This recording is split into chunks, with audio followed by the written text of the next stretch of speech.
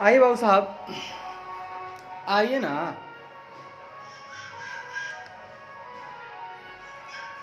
आइए, थोड़ा और आगे बढ़ते हैं। हाँ जी सर, बिल्कुल बढ़िए, बिल्कुल बढ़िए। कल हम लोगों ने डायरेक्ट कंफर्मेशन प्रोसीजर जो था हमने पूरा का पूरा टाइप कर लिया। हाँ सर, टाइप तो कर लिया। अब देखिए क्या टाइप करने वाले हैं। ये तो हो गया सर।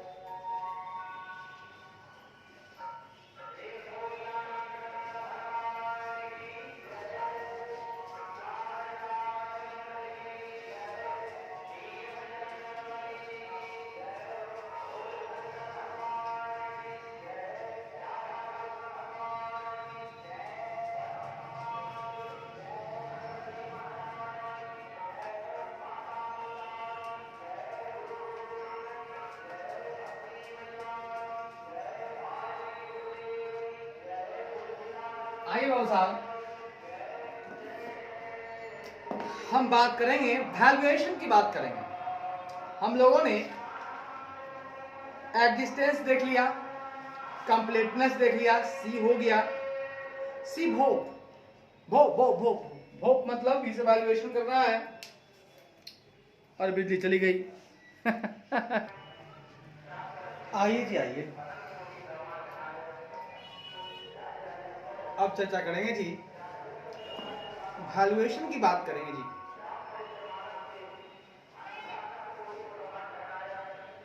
वैल्यूएशन बोले तो मूल्यांकन। कहता है जी, the liability is recorded at the correct amount. भाई साहब, वह दायित्व तो सही राशि पर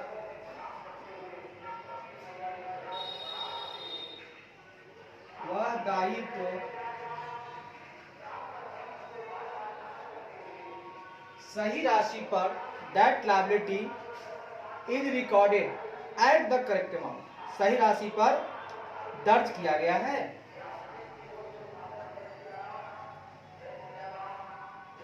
दर्ज किया गया है। भाई साहब, आगे चलते हैं। कहता है जी,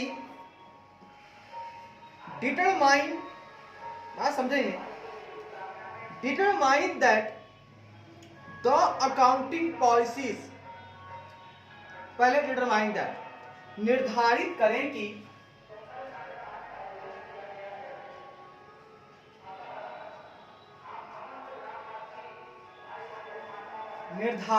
कि the accounting policy and method of recording, method of recording डेप्ट, यानी लेखांकन नीतियों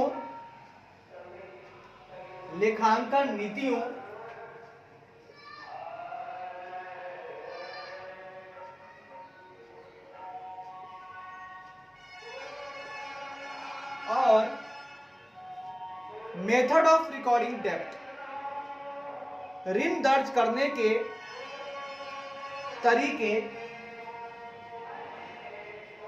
और ऋण दर्ज करने के तरीके और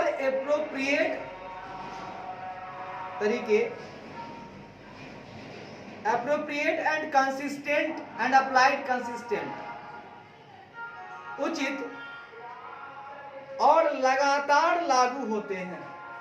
तरीके उचित और लगातार लागू होते हैं। Consistent apply. भाई साहब और साहब, हाँ भैया, जरा सा वैल्यूएशन के बारे में एक बात चेक कर लीजिएगा। हाँ, क्या चेक करना है मुझे? आप चेक कर लीजिएगा, आप डिटरमाइन कर लीजिएगा कि वैल्यूएशन सही तभी माना जाएगा दायित्व का, कि सही दायित्व पर रिकॉर्ड है तभी माना जाएगा जब वह जो अकाउंटिंग पॉलिसी जो उस पर अप्लाई है वो जो है उचित होना चाहिए और कंसिस्टेंट अप्लाई होना चाहिए। और ऋण दर्ज करने के जो तरीके हैं, मेथड ऑफ डेब्ट रिकॉर्डिंग, वो भी उचित और लगातार लागू होना चाहिए। ठीक है, अगर पूरे साल जो लगा दिया सो लगा दिया तो कंसिस्टेंटली हर साल वही लगना चाहिए अकाउंटिंग पॉलिसी। और डेब्ट को रिकॉर्ड करने का एक जो है प्रॉपर, एप्रोप्रिएट और कंसिस्टेंट, ये भी अप्लाई होना चाहिए। ठीक है साहब, देख लें आगे, सुनिएगा जी। कहता है जी, agree loan balance and loan payables to the loan agreement. वाह, कहता है ऋण समझौतों के लिए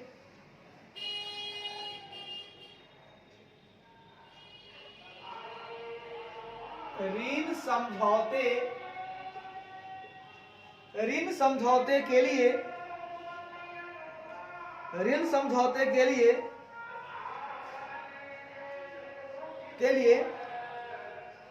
लोन बैलेंस यानी ऋण शेष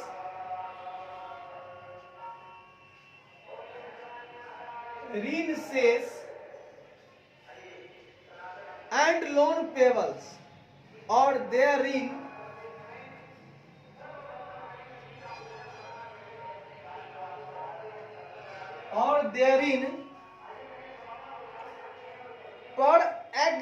पर सहमति व्यक्त करें।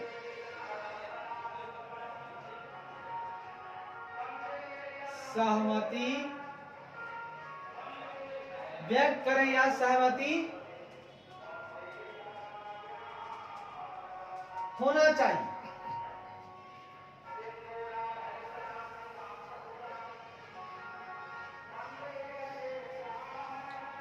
और साहब, हाँ भैया, जरा ये चेक कर लीजिएगा, जो ऋण एग्रीमेंट है उसमें उसके हिसाब से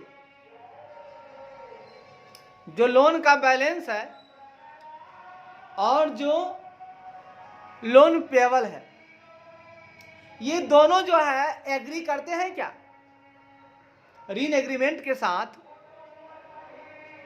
हाँ, सहमति है, मतलब दोनों एग्री हैं, मतलब ऋण का जो एग्रीमेंट हुआ है उनका, उसी के हिसाब से उनका वहां देखा गया तो उन्होंने इतना इतना इतना ऋण लिया, तो उनका ऋण का जो शेष अभी अभी है, क्या वो एग्री कर रहे हैं उनके साथ? और जितना ऋण देना है उनको, है ना, अभी अभी देना ही कितना है, ये दोनों जो है टाइम के हिसाब से एग्री कर रहे हैं कि नहीं, जरा चेक कर लीजिएगा। ठीक है सर, कर लेंगे।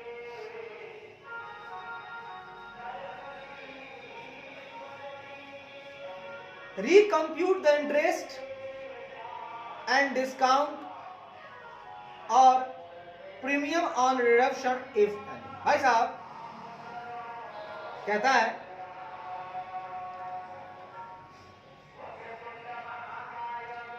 रिडेम्पशन यानी मोचन पर ब्याज, रिडेम्पशन का मतलब होता है मोचन, मोचन पर ब्याज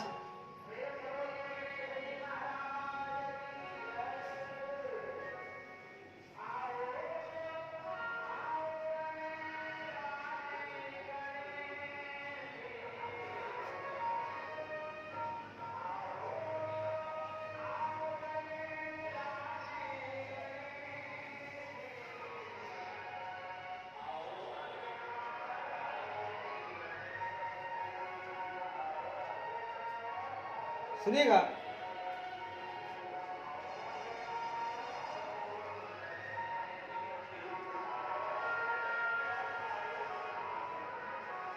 ठीक है। मोचन पर ब्याज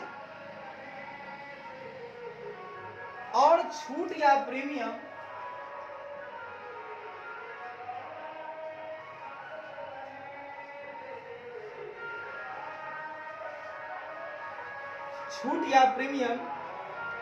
यदि कोई हो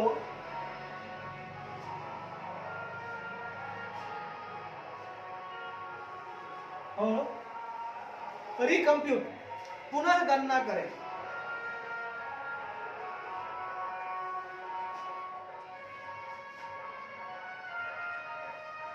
और साहब, हाँ भैया, थोड़ा सा एक और काम कर लीजिएगा। जो रिडेम्पशन हो रहा है, मतलब भुगतान हो रहा है, मोचन हो रहा है, तो मोचन करते समय क्या ब्याज देना था या भुगतान करते समय में कुछ छूट मिला, कुछ कम देना पड़ा, या प्रीमियम पे भुगतान करना पड़ा, रिडेम्पशन करना पड़ा, यानी कुछ ज्यादा देना पड़ा, ऐसा कुछ भी है, आप जरा सा पुनः गणना कर लीजिएगा वाकई सत्यता क्या है। कर लेंगे सर? जी ठीक है, आगे बढ़ो। Check computation of the authorisation of premium और डिस्काउंट इफ एनी। कहता है जी, प्रीमियम या छूट यदि कोई हो,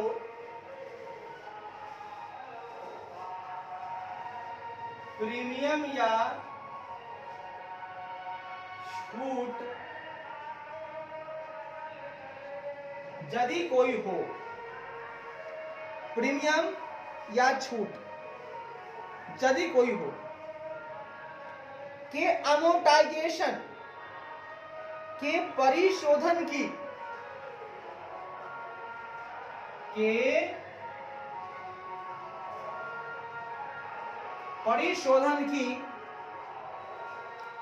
पुनः की गणना, नहीं, की गणना की जांच करें।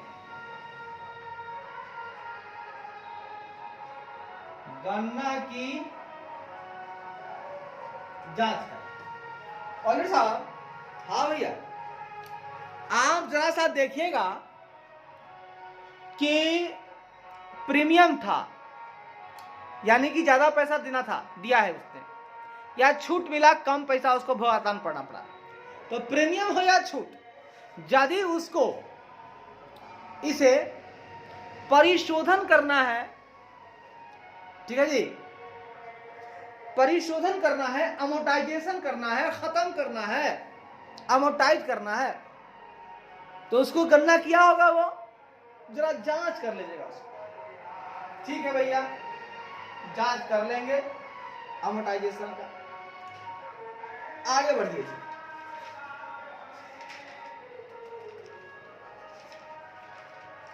आगे बढ़िए।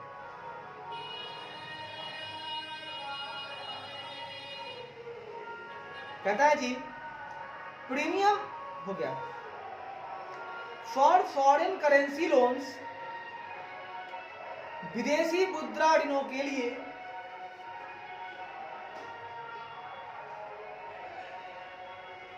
विदेशी मुद्रा ऋणों के लिए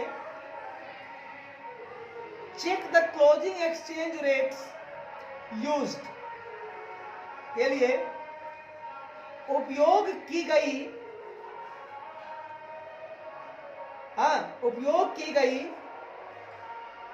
समापन विनिमय दरों के लिए उपयोग की गई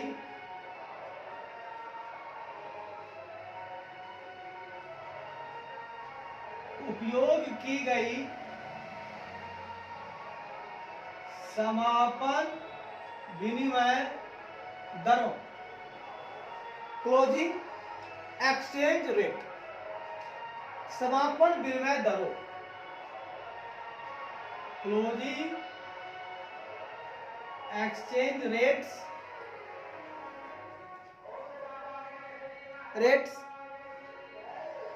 की जांच करें। दरों की जांच करें। ठीक है भैया, जांच कर लेंगे। और verify the computation of the restatements of the foreign currency balances outstanding at year end, और वर्ष के अंत में बकाया, और वर्ष के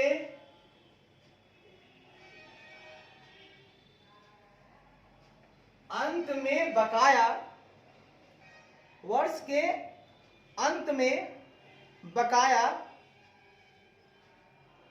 फॉरेन करेंसी बैलेंस, बकाया विदेशी मुद्रा शेष, बकाया विदेशी मुद्रा शेष, बकाया विदेशी मुद्रा शेष के रीस्टेटमेंट के पुनर्कथन,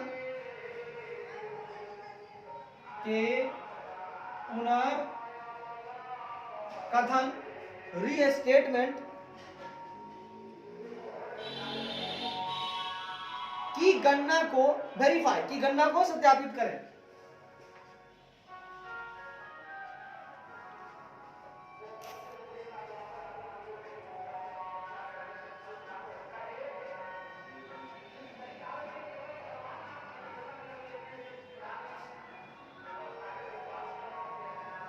को सत्यापित करें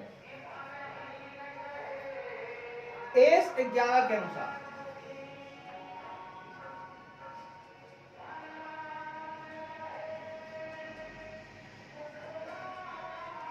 और साहब, हाँ भैया, छोटा सा एक और काम कर लीजिएगा, ये सब आप वैल्यूएशन के लिए कर रहे हैं, ठीक है? हाँ सर, फॉरेन मनी लोन था, विदेशी मुद्रा में ऋण लिया गया था, तो चुकाना होगा।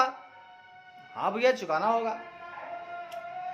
तो याद रखिएगा, उपयोग की गई क्लोजिंग एक्सचेंज रेट, मतलब क्लोजिंग एक्सचेंज रेट यहां लिया जाता है, उसको जरा जांच लीजिएगा कि वाकई सही रेट ले रहा है कि नहीं देते समय। मान लीजिए लिया कुछ और, पैसा का वैल्यू घटते बढ़ते रहता है इंडिया का और फॉरेन का, तो क्लोजिंग बैलेंस जो भी होगा इंडिया का, उसके हिसाब से उसी दर से आप जो है देना है उसको, तो ही ऋण देगा। जरा सा क्लोजिंग एक्सचेंज रेट को जांच लीजिएगा। और वर्ष के अंत में, ईयर एंड में, उसने कितना दिया है पैसा, यानी बकाया क्या है, आउटस्टैंडिंग फॉरेन मनी बैलेंस क्या है, उसको रीस्टेटमेंट किया है क्या, है ना? ले दे करके जितना लिया था दिया सब मैनेज करके क्या उसने रीस्टेटमेंट किया है, तो उसकी गणना को जरा सा आप वेरीफाई कर लीजिए, ठीक है? वर्ष के अंत में जो भी बकाया है रियल में विदेशी मुद्रा शेष, उसका रीस्टेटमेंट की जो उसने कंप्यूटेशन किया है, जरा उसको आप वेरीफाई कर लीजिए। एस 11 कहता है आपको, अकाउंटिंग स्टैंडर्ड 11 आपको यह आदेश देता है, ठीक है भैया? आगे बढ़िए, कहता है रीड द प्रोविजंस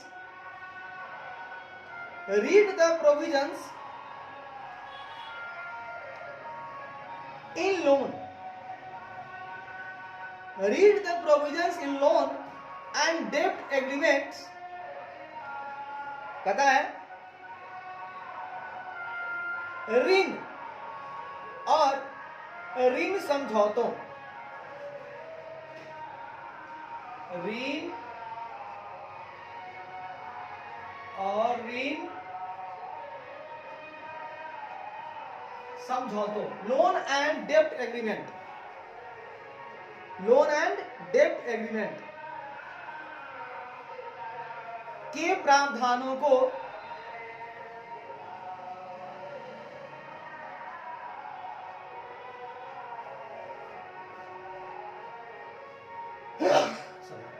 के प्रावधानों को रीड करें, पढ़ें एंड परफॉर्म द फॉलोइंग, पढ़ें और निम्नलिखित कार्य करें।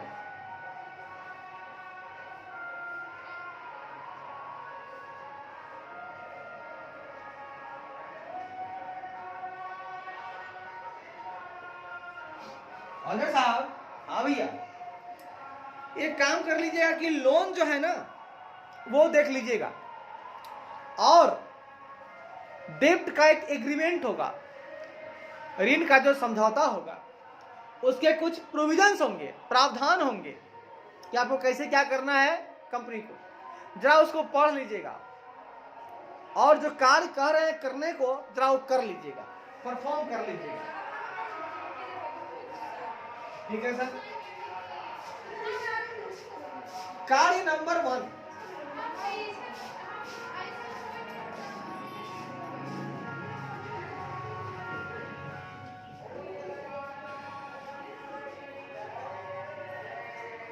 टेस्ट दैट, परीक्षण करें कि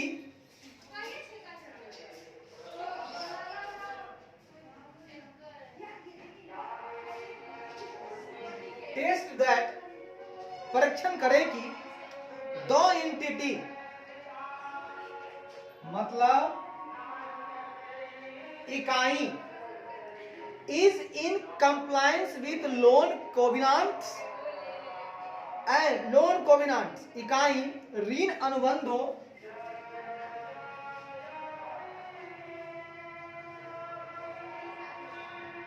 इकाई ऋण अनुबंध हो and other significant provisions of the agreement, और समझौते के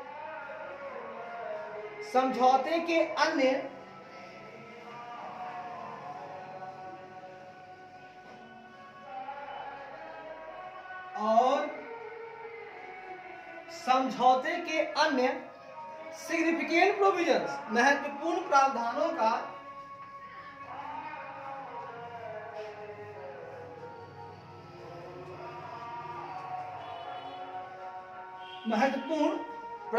का कंप्लायंस का अनुपालन कर रही है।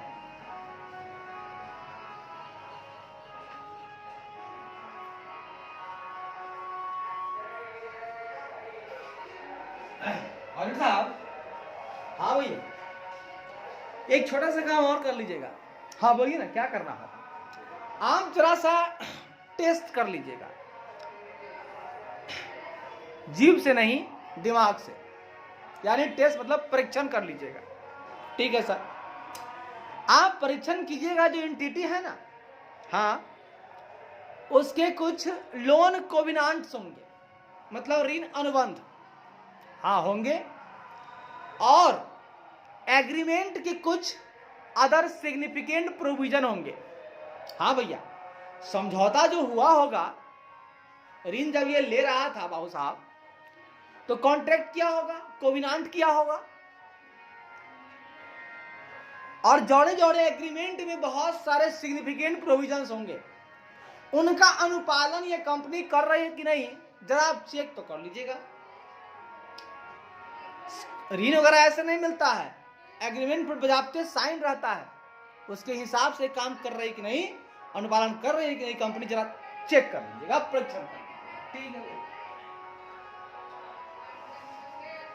आगे बढ़िए। कहता है बी नंबर थोड़ा बड़ा है भैया, थोड़ा हमें स्पेस लेंगे, ए तक हो गया ना, बी थोड़ा जगह चाहता है, थोड़ा बी में जगह देंगे, बी हो जाएगा, बी कर लेते हैं। ठीक है, दो ये है इसका काम, दो करवा देते हैं। कहता है if there are any provisions, यदि ऐसा कोई प्रावधान है विथ विच जिनका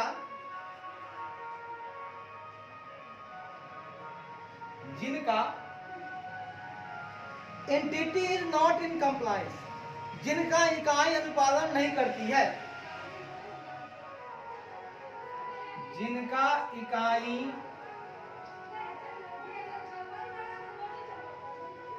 अनुपालन नहीं करती है, तो डिटरमाइन, तो निर्धारित करें कि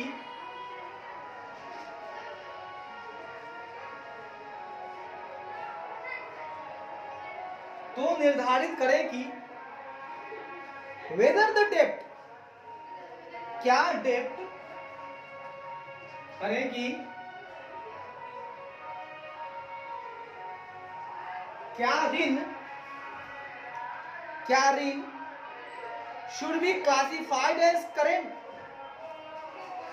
क्या ऋण को शुड बी क्लासिफाइड, क्या ऋण को करेंट चालू के रूप में, क्या ऋण को चालू के रूप में, क्या ऋण को चालू के रूप में, क्या ऋण को चालू के रूप में क्लासिफाइड, वर्गीकृत किया जाना चाहिए, चालू के रूप में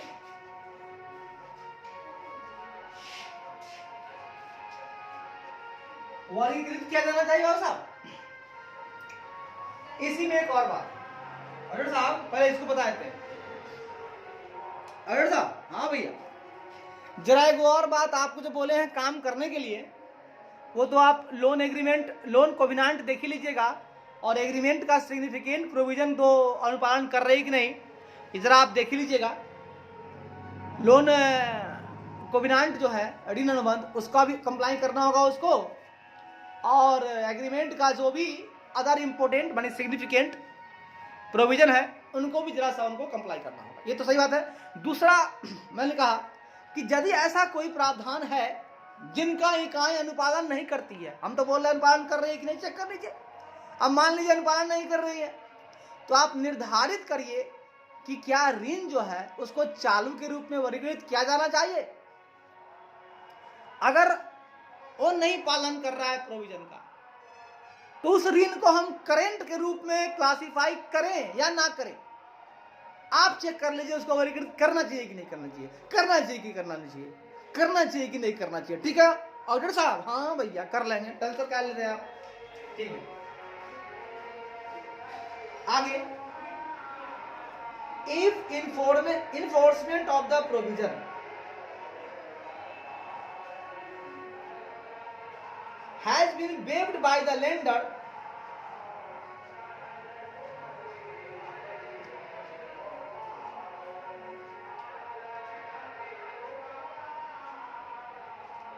in case of breach of any covenant by the entity. Now sahab, if enforcement of the provisions has been waived by the lender in case of breach of any covenant by the entity, यदि इकाई द्वारा किसी अनुबंध के breach मतलब तोड़ना, उल्लंघन यदि इकाई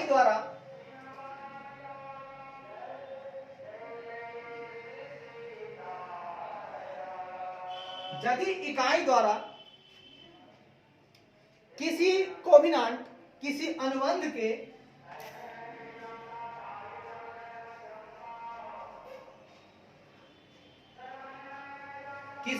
के breach, in case of breach के उल्लंघन के मामले में, अनुबंध के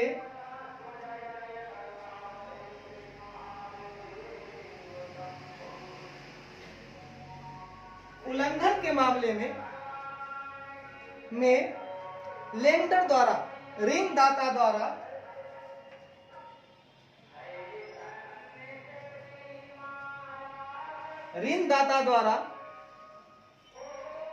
द्वारा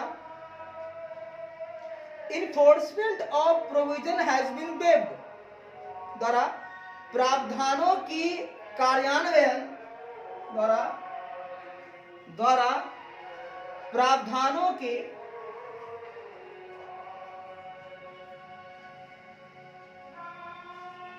कार्यान्वयन, इन्फोर्समेंट, प्रावधानों के कार्यान्वयन को वेब को माफ कर दिया गया है,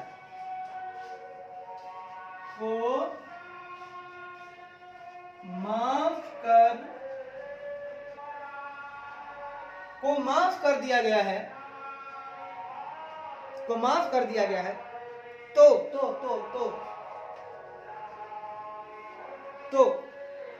obtain confirmation of the waiver from lender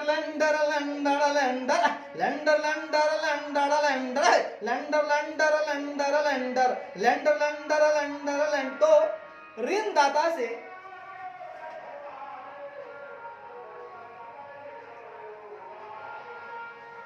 दाता एक राम, तो ऋणदाता से वेवर का कंफर्मेशन से छूट की पुष्टि प्राप्त करें,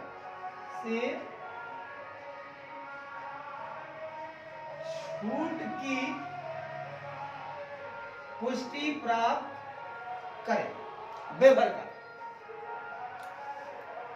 और साहब हाँ भाई, आपको हम दो काम बोले हैं, पहला तो बोले से बोले, दूसरा सुनिए। दूसरा में बोले हैं कि मान लीजिए कोई प्रावधान का इकाई कंप्लाई नहीं कर रही है, तो आप देख लीजिए, डिटरमाइन कर लीजिए कि क्या वो ऋण को आप करेंट के रूप में क्लासिफाई करना चाहिए कि नहीं चाहिए। उसके बाद मान लीजिए यदि इकाई द्वारा किसी कोविनांट के ब्रीच के मामले में जो लेंडर है, मतलब इकाई द्वारा किसी अनुबंध के उल्लंघन के मामले में जो लेंडर है, ऋणदाता द्वारा प्रावधानों की इन्फोर्समेंट को बेभर कर दिया गया, माफ कर दिया गया।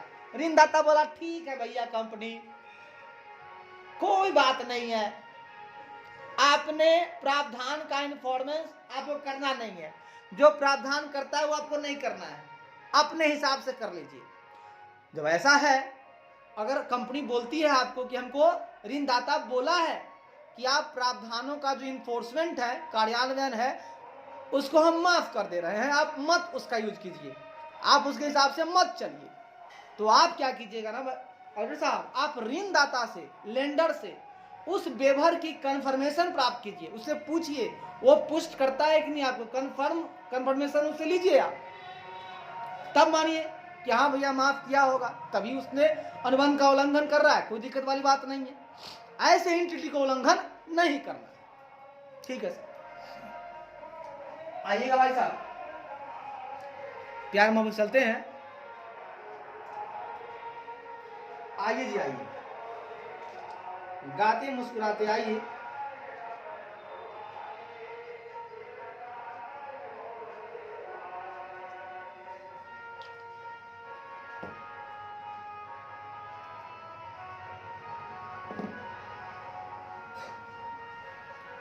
हो गया ये सब, इसके बाद पॉइंट है, ठीक है।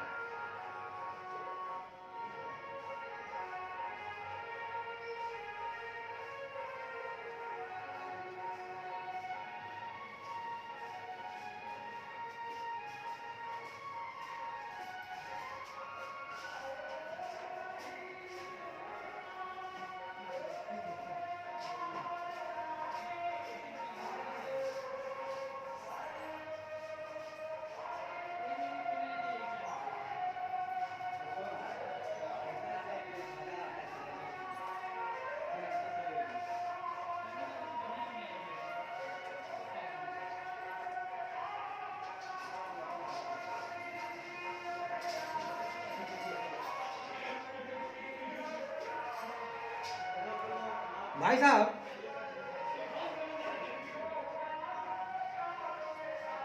आप क्या कीजिए, सर बोलते जाइए ना, करते जाएंगे, आप इतना बोलते ना सर, करते करते हमारा देह दुखा गया, आराम से, हल्के में रहिए। सुनिएगा sir, examine the due dates on loans for proper classification between long term and short term. कहता है जी दीर्घकालिक और अल्पकालिक के बीच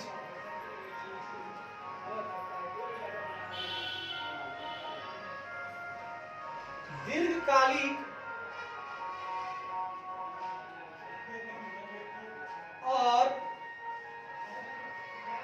अल्पकालिक के बीच दीर्घकालिक और अल्पकालिक के बीच प्रॉपर क्लासिफिकेशन उचित वर्गीकरण फॉर प्रॉपर क्लासिफिकेशन उचित वर्गीकरण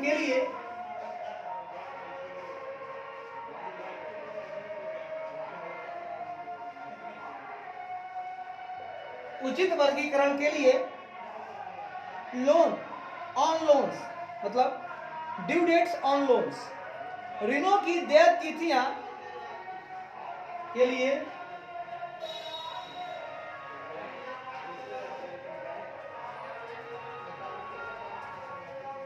ऋण की देय तिथियों की जांच कर।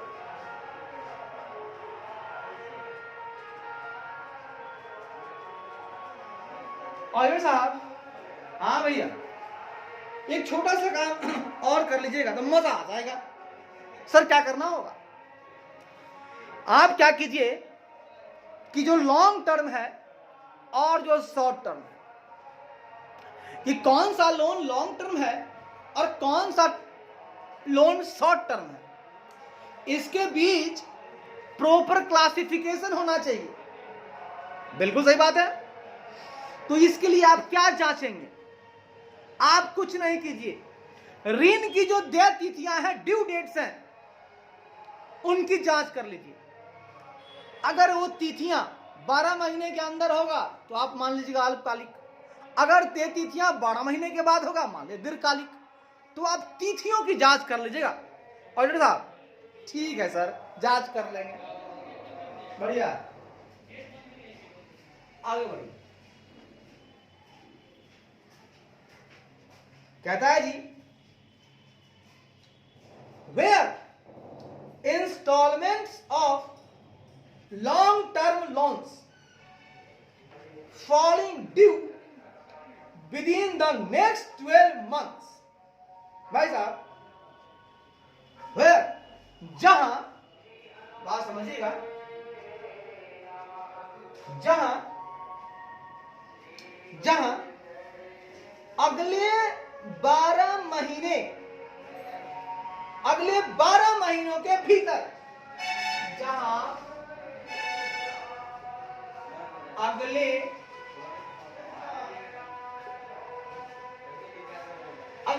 12 महीनों के भीतर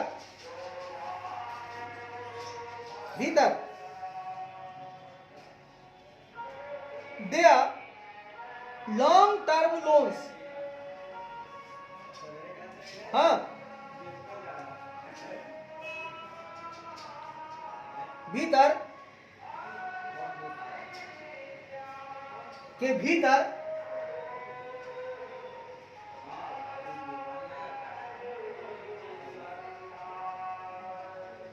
होने वाली देय दीर्घकालिक ऋणों की देय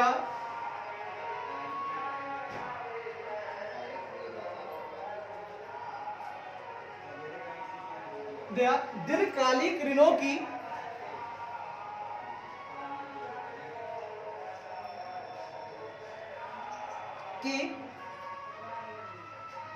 इंस्टॉलमेंट की किस्तों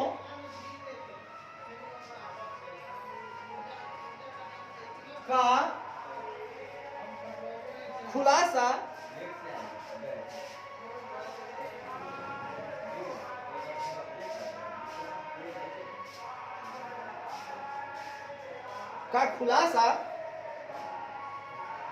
वित्तीय विवरण में किया गया है।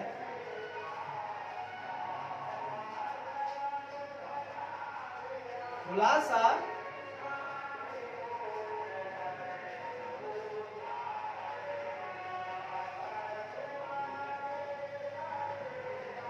वित्तीय विवरणों में किया गया है। खुलासा वित्तीय विवरणों में किया गया है। उदाहरण के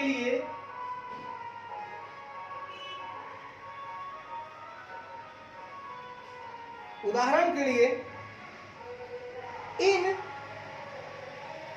parentheses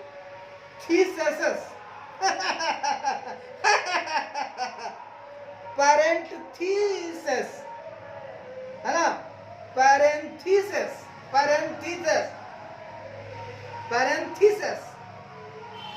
इन parentheses यानी कोष्ठक में, parentheses मतलब कोष्ठक में, या by way of A footnote, या फुटनोट के माध्यम से, कोष्ठक में या फुटनोट के माध्यम से, पैरेंथेसिस कोष्ठक और फुटनोट।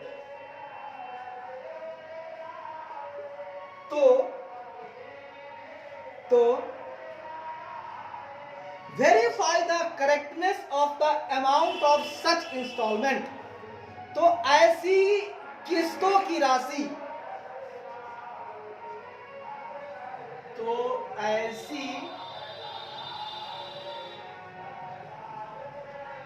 ऐसी किस्तों की राशि,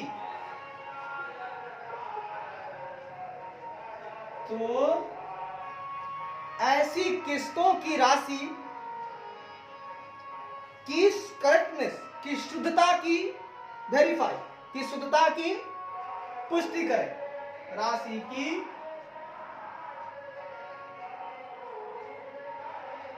शुद्धता की पुष्टि करें या सत्यापित करें। जी ठीक है। और साहब, हाँ भैया, बात को एक और समझ लीजिएगा जरा सा। अगर काहे नहीं समझेंगे भैया,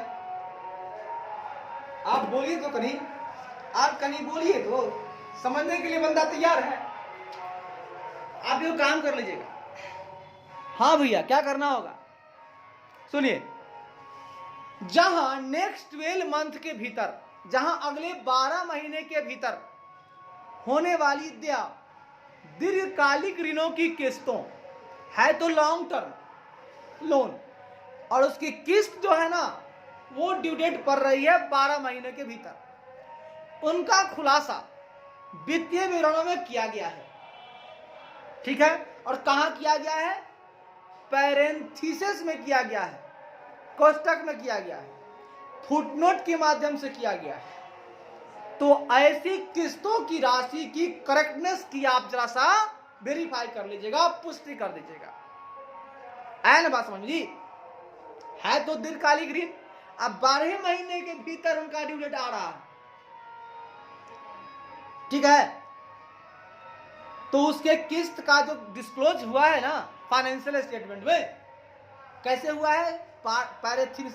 पैरेंथेसिस में हुआ है, पैरेंथेसिस में हुआ है, कोष्ठक में हुआ है, फुटनोट से हुआ है। तो आप उस किस्त की जो अमाउंट है, जो राशि है, उसकी करेक्टनेस, शुद्धता की आप पुष्टि कर लीजिए। ठीक है भैया, कर लेंगे जी। ठीक, आगे बढ़िए जी। आगे कहता है जी,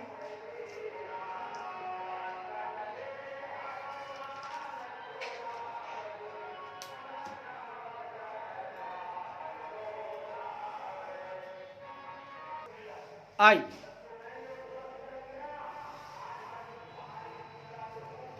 आगे कहता है जी,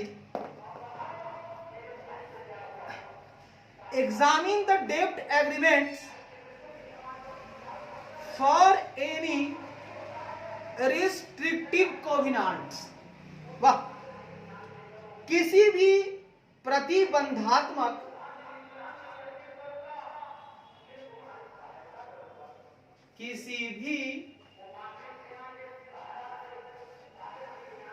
रिस्ट्रिक्टिव प्रतिबंधात्मक कोविनांट्स मतलब अनुबंध हो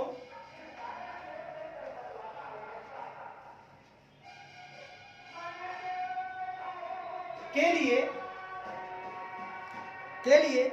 डेब्ट एग्रीमेंट के लिए ऋण समझौतों को एग्जामिन करें,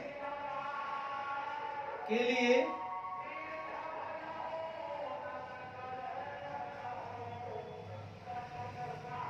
ऋण समझौतों की जांच करें।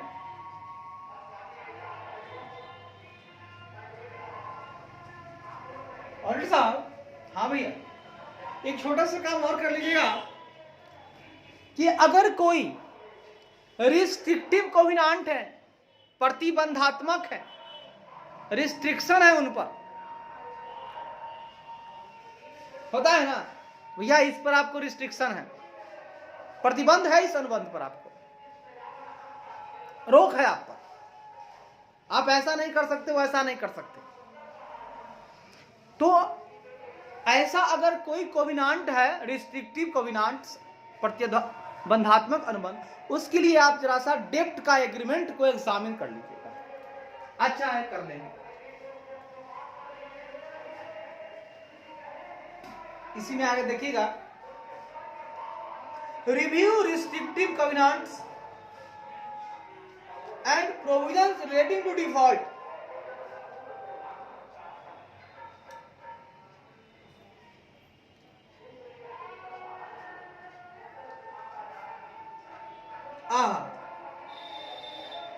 कहता है जी, चूक से संबंधित, रिलेटिंग टू डिफॉल्ट,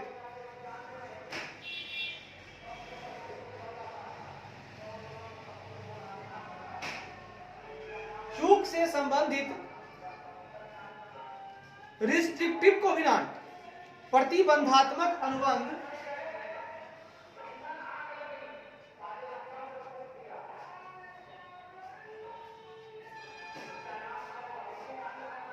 और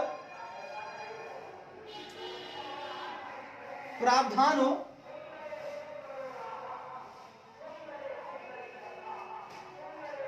की रिव्यू करें, समीक्षा करें और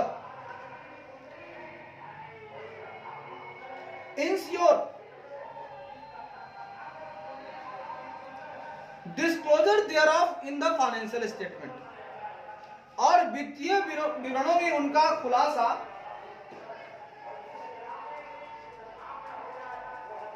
और वित्तीय विवरणों में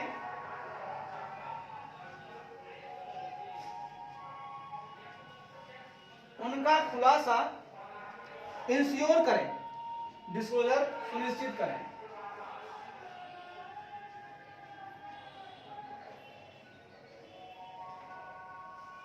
और साहब, हाँ भैया,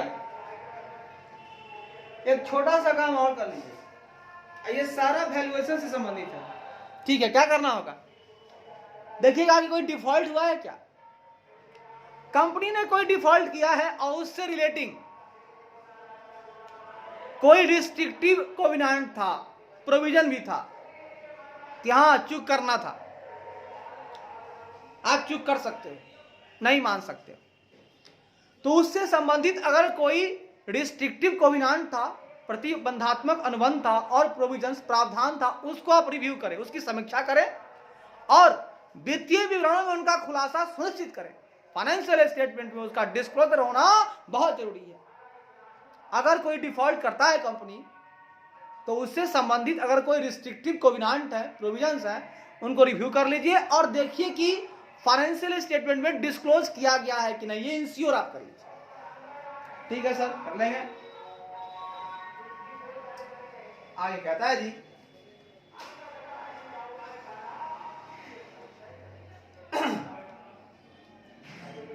examine the important terms, examine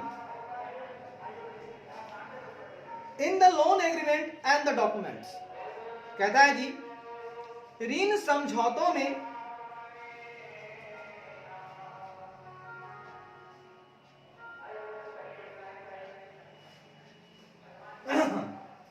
ऋण समझौतों में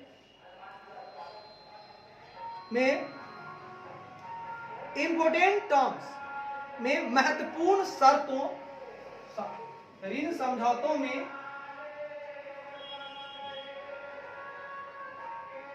महत्वपूर्ण शर्तों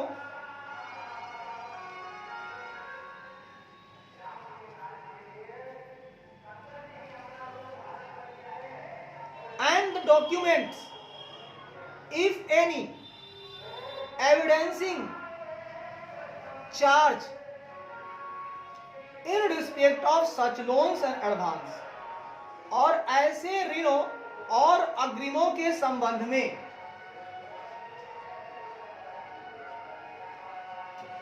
और ऐसे ऋणों और अग्रिमों के संबंध में, लोन एंड एडवांस के रिस्पेक्ट में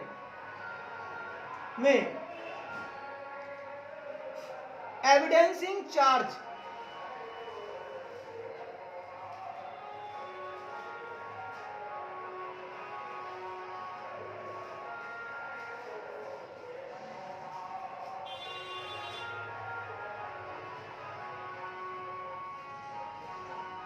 चार्ज का मतलब है आरोप, आरोप का सबूत देने वाले संबंध में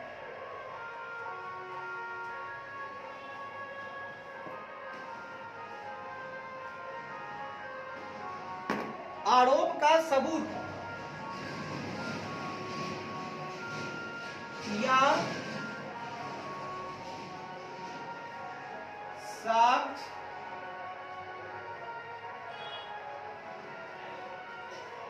साक्ष्य देने वाले दस्तावेजों यदि कोई हो,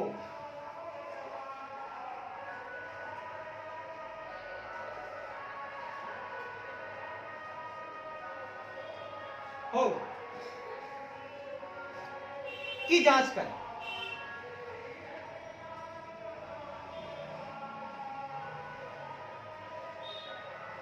और साहब, हाँ भैया, एक छोटा सा काम और कर लीजिए। क्या करना होगा भैया, आप क्या कीजिए कि डेब्ट एग्रीमेंट होगा, यानी लोन एग्रीमेंट होगा, होगा बिल्कुल होगा। तो आप जो है ना, लोन एग्रीमेंट के इंपोर्टेंट टर्म्स, लोन एग्रीमेंट में जो महत्वपूर्ण शर्त हैं और ऐसे लोन या एडवांस के संबंध में आरोप का साक्ष्य देने वाले कोई दस्तावेज हैं, डॉक्यूमेंट्स हैं, तो आप जांच कर लीजिए। नहीं समझे?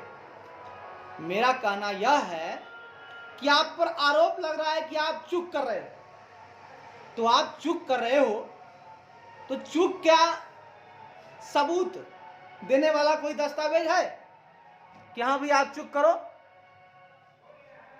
कोई सबूत है आपके पास कि लोन के लिए, एडवांस के लिए संबंध में आप पे चार्ज है? तो चार्ज आपके पास है, अगर तो चार्ज आप पर लगा है तो उसका एविडेंस का कोई डॉक्यूमेंट है क्या?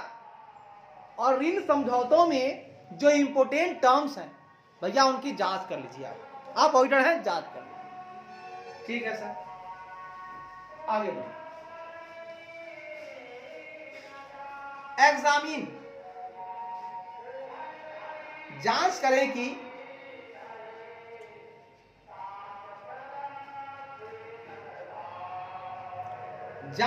कि वेदर एग्जामिन, जांच करें कि वेदर क्या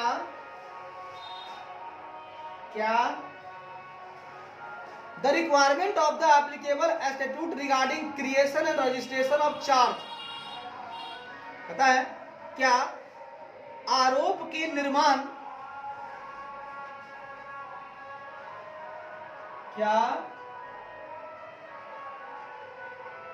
आरोप के क्रिएशन मतलब निर्माण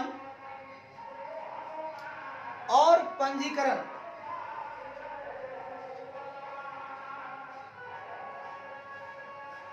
और रजिस्ट्रेशन पंजीकरण के रिगार्ड में, के संबंध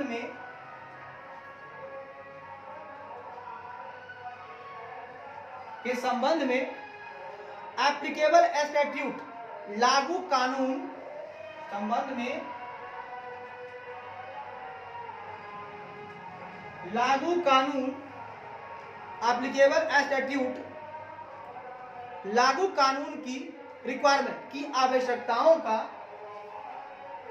लागू कानून की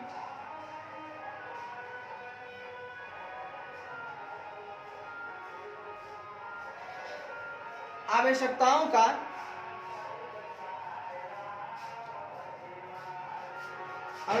का हैव बीन कंप्लाइड अनुपालन किया गया है,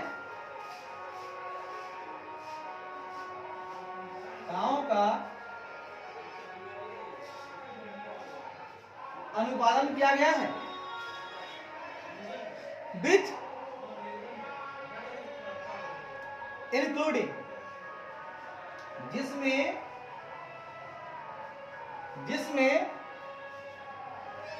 disclosure of the same to the extent mandated by statute, जिसमें कानून द्वारा mandated अनिवार्य, जिसमें स्टैट्यूट द्वारा mandated मतलब अनिवार्य एक्सटेंट अनिवार्य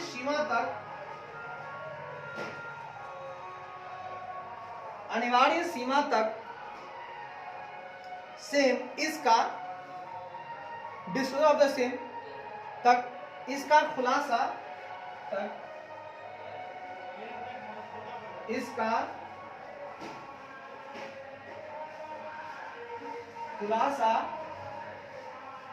करना शामिल है और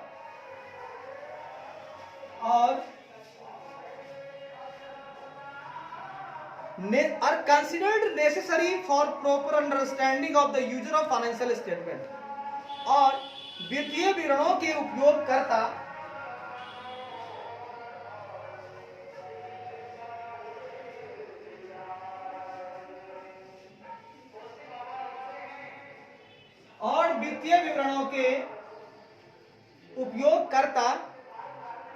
की प्रॉपर अंडरस्टैंडिंग की उचित समझ के लिए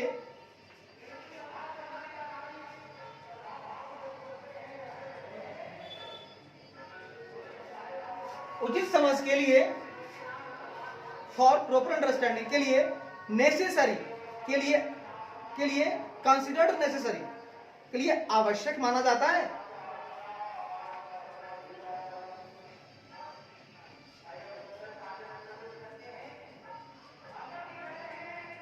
आवश्यक माना जाता है, ठीक है जी।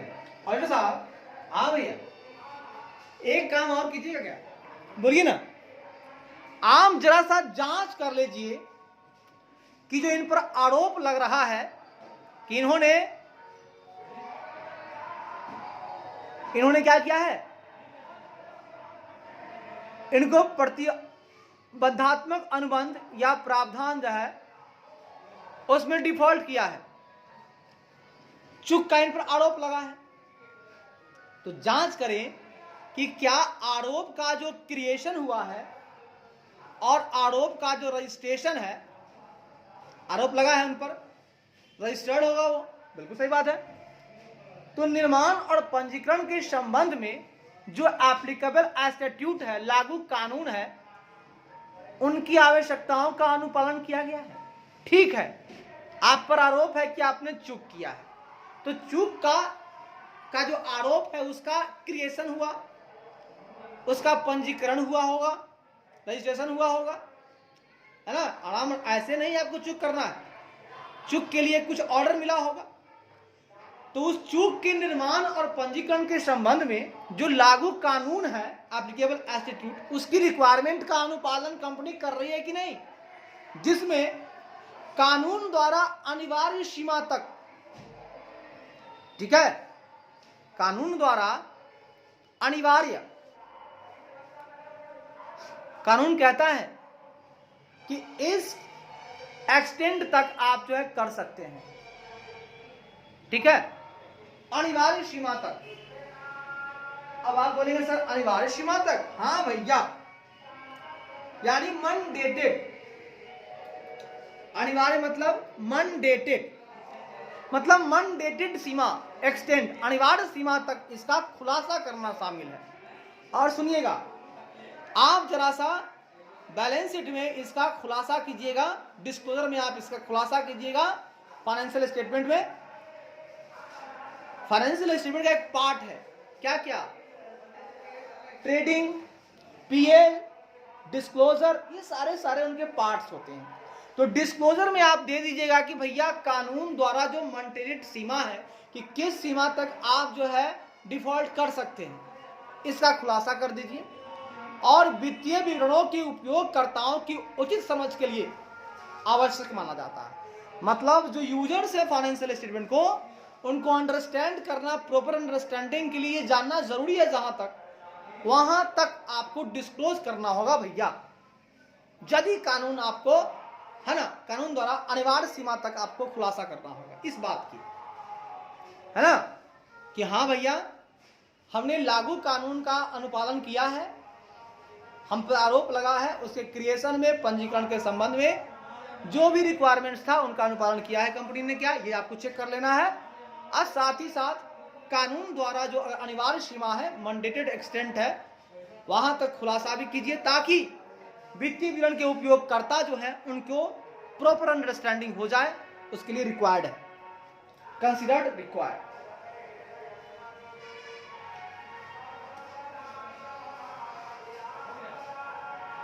Necessary, required, necessary, considered, necessary. आगे बढ़िए साहब, बिल्कुल पढ़ेंगे सर, क्यों नहीं पढ़ेंगे, आइए जी आइए।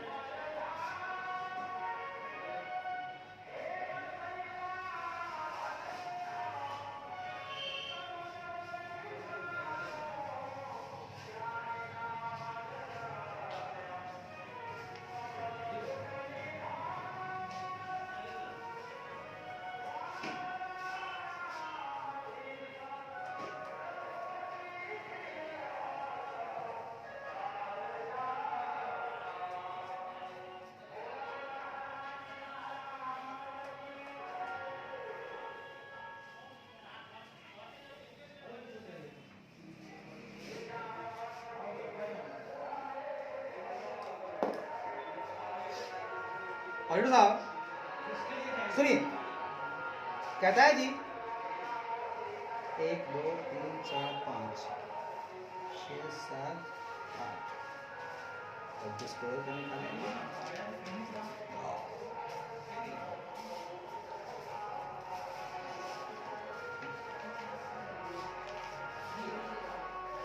आइए जाइए,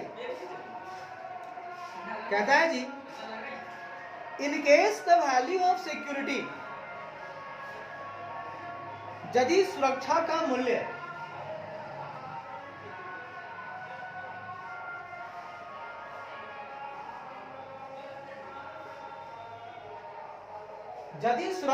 मूल्य falls below the amount of the loan outstanding, मूल्य बकाया ऋण की राशि, मूल्य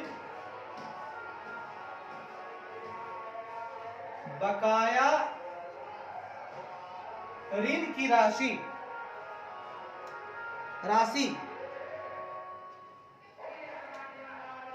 बिलो, राशि से कम फॉल करता है, से कम हो जाता है, से कम हो जाता है। In case the value of security falls below the amount of the loan outstanding, कम हो जाता है। एग्जामिन, तो जांच करें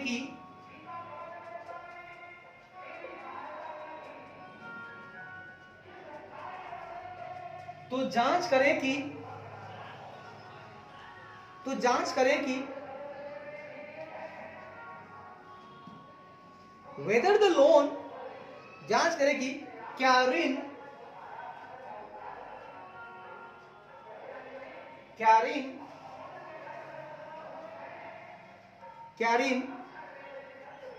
is classified as secured only, क्या ऋण को केवल सुरक्षा के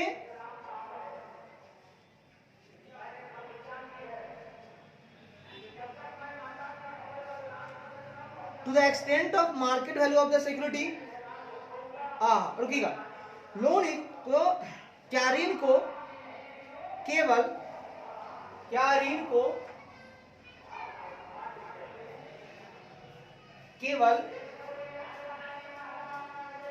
मार्केट वैल्यू ऑफ सिक्योरिटी, सुरक्षा के बाजार मूल्य, केवल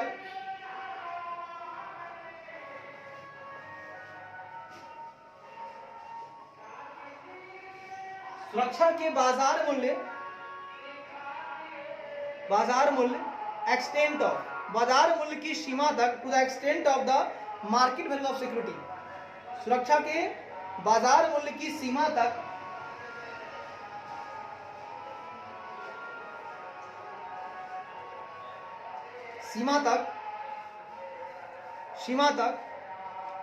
सिक्योर्ड, सुरक्षित के रूप में, एज सिक्योर्ड,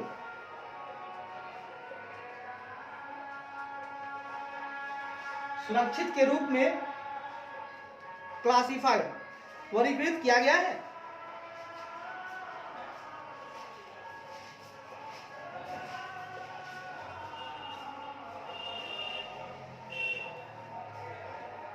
ऑडिटर साहब, हाँ भैया, एक छोटा सा काम और कर लीजिए। हाँ बोलिए ना।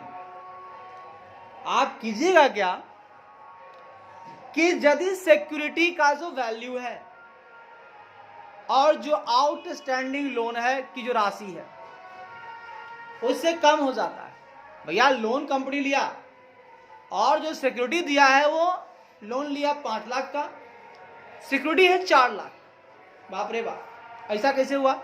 तो जांच करें कि क्या ऋण के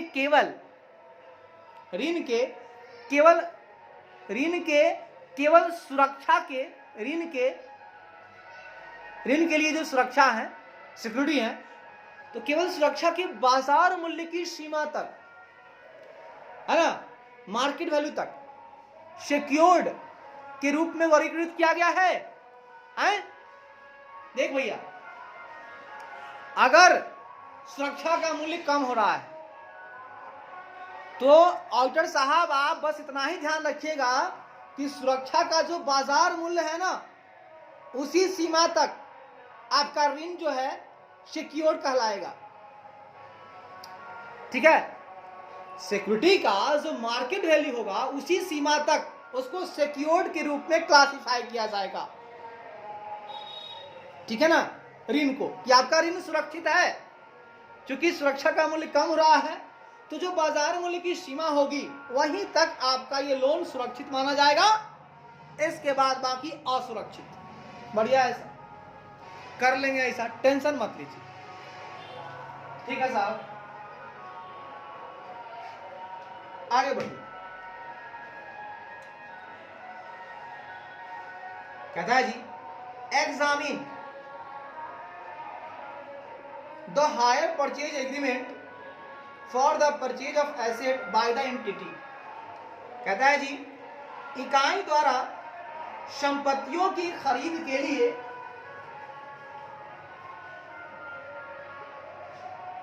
इकाई द्वारा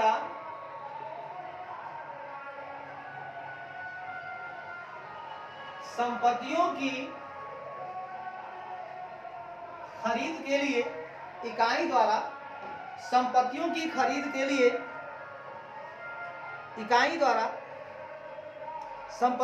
खरीद के लिए हायर परचेज एग्रीमेंट, किराया खरीद समझौतों के लिए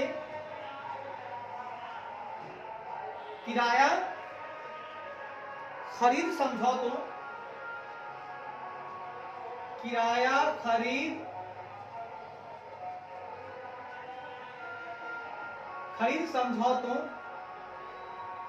समझौतों की जांच करें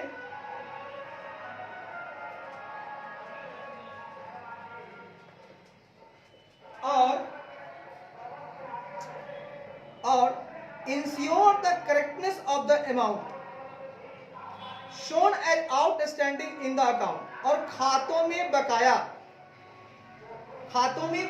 के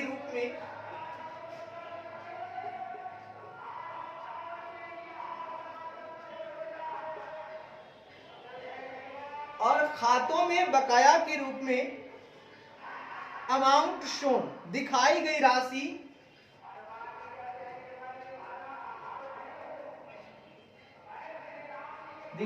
राशि amount shown as outstanding in the account, खातों में बकाया के रूप में दिखाई गई राशि की करेक्टनेस की शुद्धता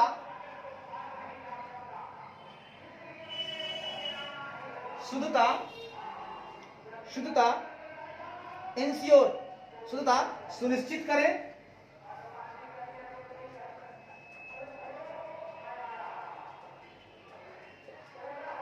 और also examine the security aspect, और सुरक्षा पहलू की भी जांच करें, और सुरक्षा पहलू की भी जांच करें। ऑडिटर साहब, हाँ भैया, एक छोटा सा काम और कर लीजिएगा क्या? कहिए ना। आप जरा सा देखिएगा कि एंटिटी द्वारा अगर कोई संपत्ति खरीदी गई है, एसेट परचेज किया गया है, और उसके लिए वो खरीदा है हायर परचेज पे, तो उसके लिए हायर परचेज एग्रीमेंट जरा सा आप जांच लीजिए, क्या सत्यता है, क्या इंस्टॉलमेंट है, क्या इंटरेस्ट है, जरा सा जांच लीजिए। और अकाउंट में जो आउटस्टैंडिंग के रूप में दिखाया गया राशि है कि भैया माल खरीदा है और इतना बाकी है, जितना बाकी है, जो बकाया के रूप में दिखाया गया राशि है, उसकी शुद्धता सुनिश्चित कीजिए, वो करेक्ट है कि नहीं, जरा इसको इंश्योर कर लीजिए। और भाई साहब, सुरक्षा पहलू की भी जांच कर लीजिए, खरीदता है तो सुरक्षित है कि नहीं, माल खरीद लिया है तो वो माल की कितना सिक्योर्ड है, उसकी सिक्योरिटी की जो एस्पेक्ट है उसकी भी जांच कर लीजिए। ठीक है सर, जो कहिएगा कर लेंगे, आप कहते जाइए, हम करते जाएंगे, मर जाएंगे, लेकिन हम सब करेंगे। ठीक है, एकदम टेंशन लीजिए, हाइपर मत लीजिए, आराम से आगे बढ़िए।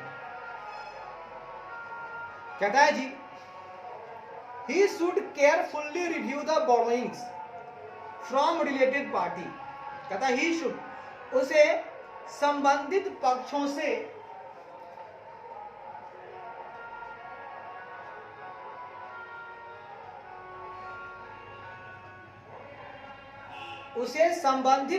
से केयरफुल्ली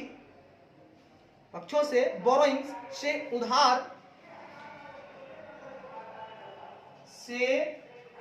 उधार की केयरफुल्ली रिव्यू की सावधानी पूर्वक समीक्षा करनी चाहिए, उधार की सावधानी पूर्वक समीक्षा करनी चाहिए।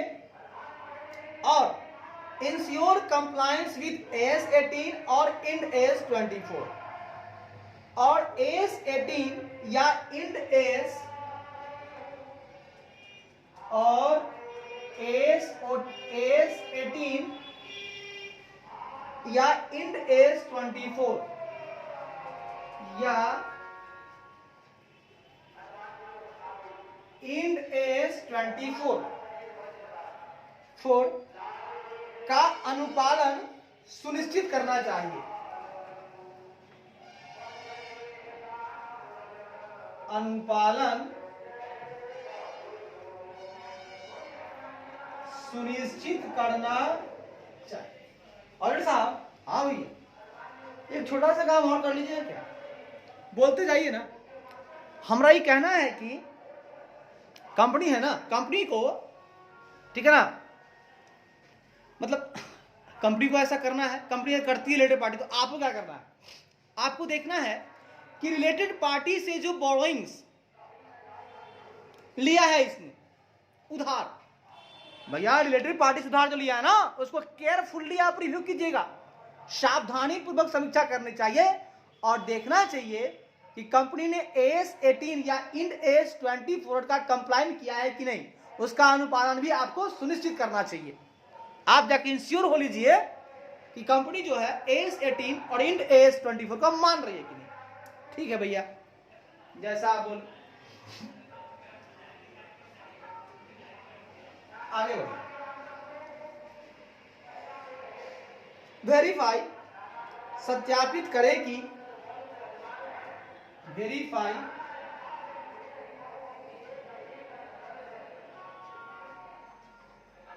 सत्यापित करे कि whether liabilities towards bank in respect of bill discounted, कि क्या भुनाए गए बिलों, क्या भुनाए गए बिलों, bill discounted, comma bill negotiation, बातचीत किए गए बिलों, बातचीत किए गए बिलों, नेगोशिएटेड बिल, चेक डिस्काउंटेड, भुनाए गए चेक,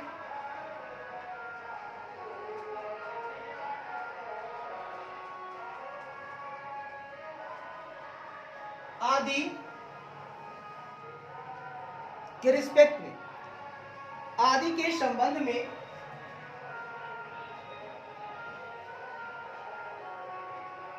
आदि के संबंध में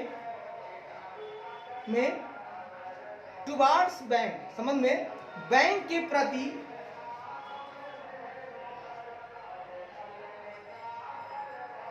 टुवार्ड्स बैंक, बैंक के प्रति, लायबिलिटीज के प्रति देनदारियां,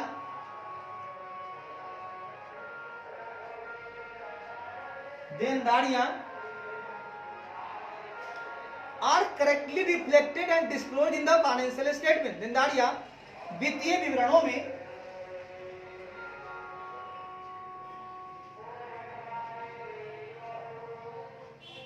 वित्तीय विवरणों में रिफ्लेक्टेड, वित्तीय विवरणों में करेक्टली, वित्तीय विवरणों में सही ढंग से, सही ढंग से रिफ्लेक्टेड, प्रतिबिंबित,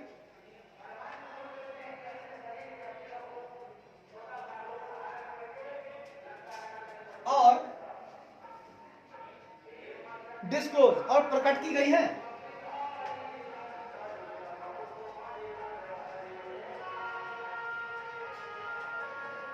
अगर साहब, हाँ भैया एक छोटा सा काम और कर लीजिएगा। अरे भैया आप बोलिए ना, मजाक क्या करते हैं आप बोलते जाइए हम करते जाते हैं, आप बोलते जाइए हम करते जाते हैं ठीक है सर, ठीक ठीक ठीक, टेंशन ना ले, प्यार मोहब्बत चलिए। हाँ जरा सा आप वेरीफाई कर लीजिएगा कि क्या जो डिस्काउंटेड बिल है, भुनाए गए बिल, या जो नेगोशिएटेड बिल है यानी कि बातचीत किए हुए बिल है, या डिस्काउंटेड चेक है, भुनाए गए चेक है, आदि के संबंध में बैंक के प्रति जो लायबिलिटीज हैं, जो देनदारियां हैं, उनको वित्तीय विवरणों में करेक्टली, सही ढंग से रिफ्लेक्टेड और डिस्क्लोज किया गया है क्या, है प्रतिबिंबित और प्रकट की गई है क्या, आप जरा सा देख लीजिएगा।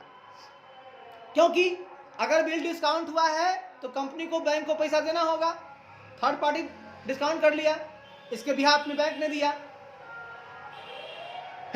सॉरी, अगर नेगोशिएशन भी हो गया है तब भी देना होगा इसको, अगर चेक ही भुना लिया है किसी ने तो कंपनी को देना होगा उसको।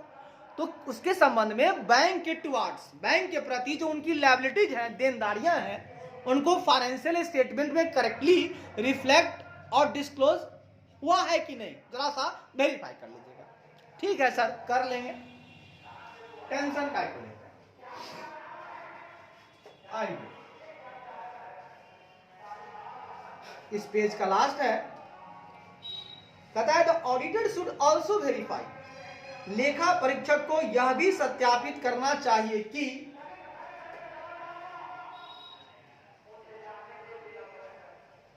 लेखा परीक्षक को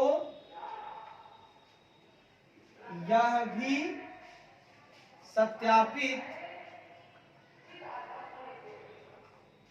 करना चाहिए कि the auditor should also verify that कि अमाउंट बोरोड, उधार ली गई राशि की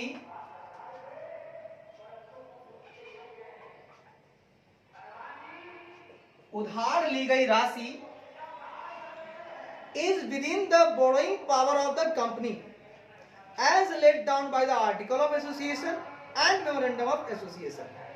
राशि आर्टिकल ऑफ एसोसिएशन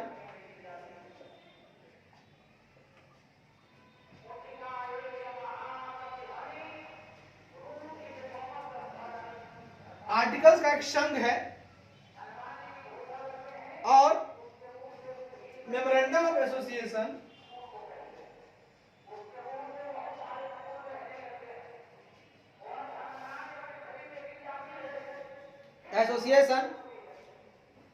द्वारा लेट डाउन यानी निर्धारित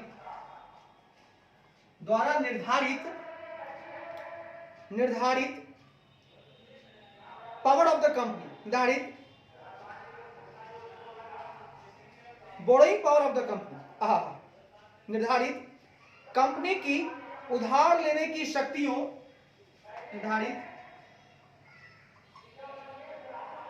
कंपनी की उधार लेने की शक्तियों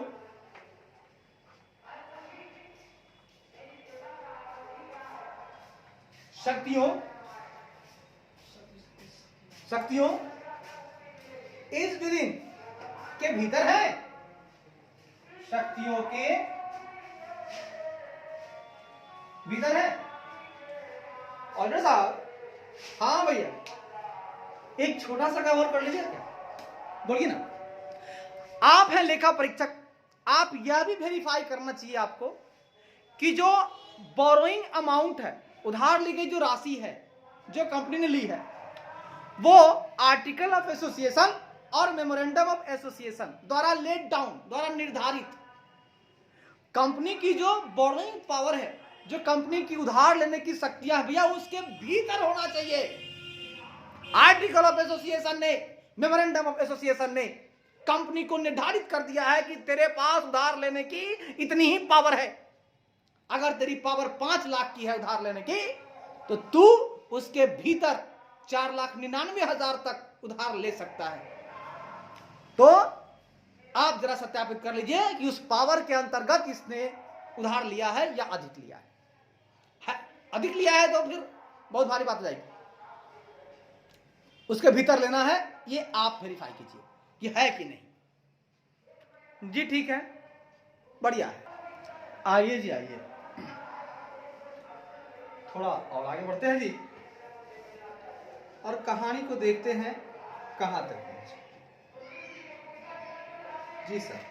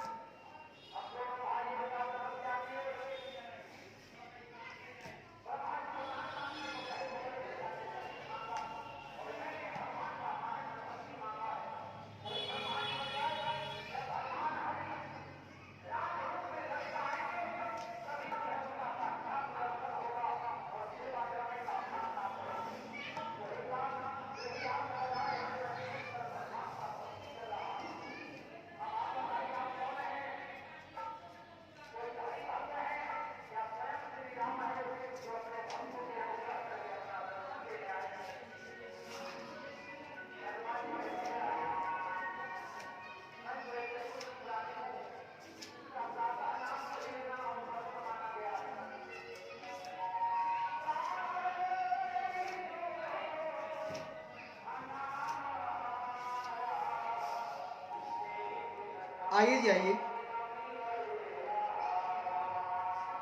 आगे बढ़ते हैं। Yes sir.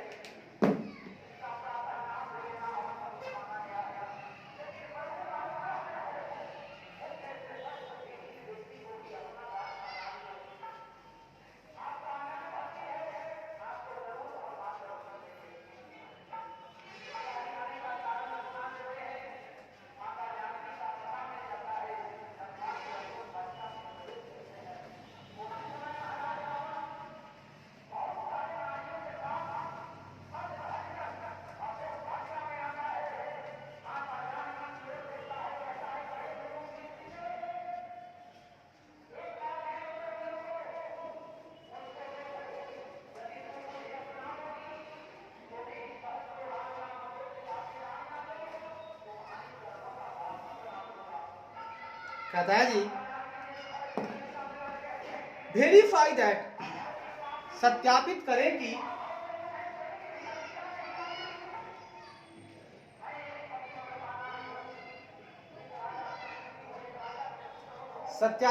कि the company has not contravene the restriction laid down by section 180 of the companies Act. वाह। In respect of the borrowing of the company. ठीक है सर। सत्यापित करें कि कंपनी हैज, कंपनी ने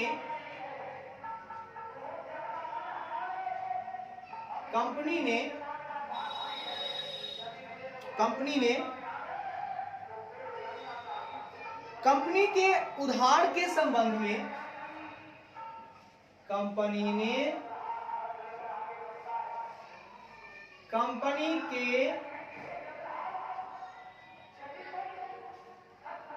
उधार के संबंध में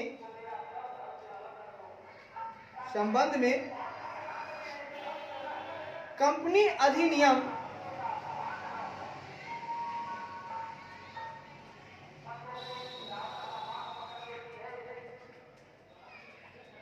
की धारा, कंपनी अधिनियम की धारा 180 द्वारा लेट डाउन, 180 द्वारा निर्धारित, 180 द्वारा निर्धारित रिस्ट्रिक्शन, प्रतिबंधों का, निर्धारित प्रतिबंधों का कॉन्ट्रावेंट, हैज नॉट कंट्रावेंट का उल्लंघन नहीं किया है।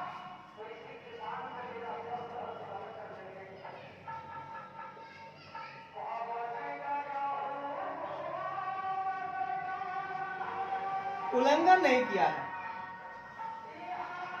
डॉक्टर साहब, हाँ भैया, एक बात और चेक कर लीजिएगा। क्या सर? आप चेक कर लीजिएगा, वेरीफाई कर लीजिएगा, सत्यापित कर लीजिएगा कि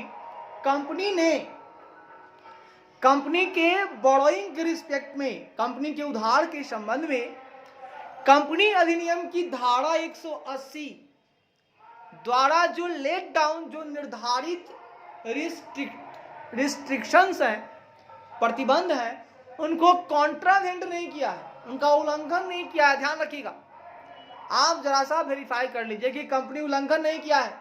जो भी कंपनी एक्ट का धारा 180 बोल रहा था प्रतिबंध को लेकर, उधार के संबंध में, भैया आपको ये लेना है, वो लेना है, मतलब कंपनी के उधार के संबंध में एक प्रतिबंध लगा रहा था, तो उसको उल्लंघन नहीं करना होगा कंपनी को।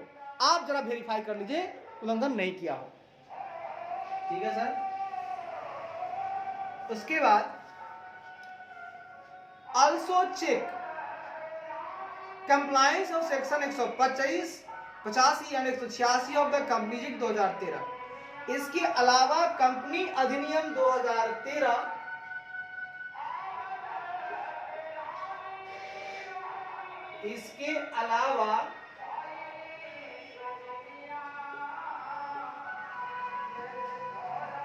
कंपनी अधिनियम 2013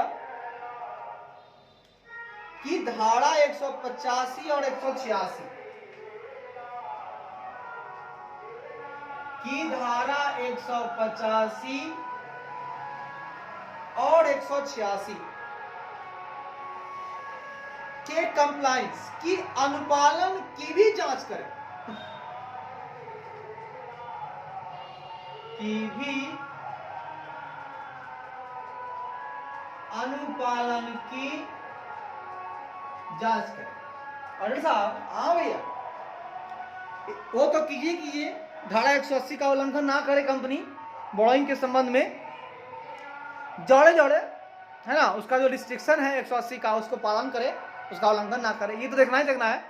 आप जरा इसके अलावा ये भी देख लीजिएगा कि कंपनी अधिनियम 2013 की धारा 185 और 186 की भी अनुपालन हुई है कि नहीं कंपनी द्वारा, इसकी भी आप जांच कर लीजिए। ठीक है सर, कर लेंगे, आगे बढ़ेंगे। कहता है जी, क्या कहता है, एग्जामिन द पर्पस, इस उद्देश्य की जांच करें, for which, examine the purposes for which,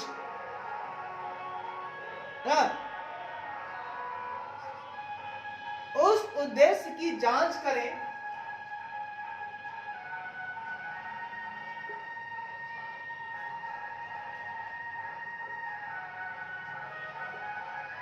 उद्देश्य की जांच करें, फॉर विच, जिसके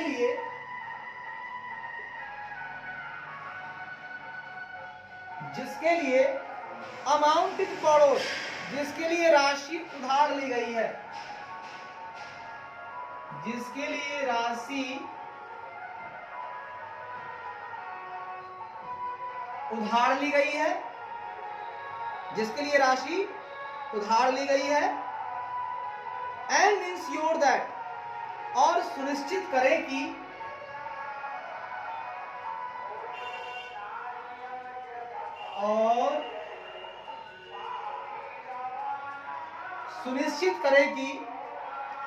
the amount is not use against the interest of the company. वाह। और सुनिश्चित करें कि अमाउंट इज नॉट यूज, कि राशि का उपयोग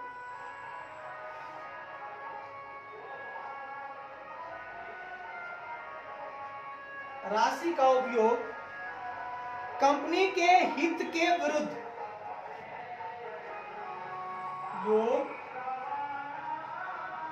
कंपनी के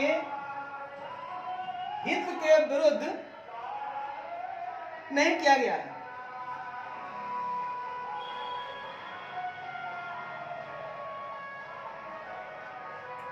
ठीक है अजय साहब, हाँ भैया, आप जरा सा ये भी जांच कर लीजिए।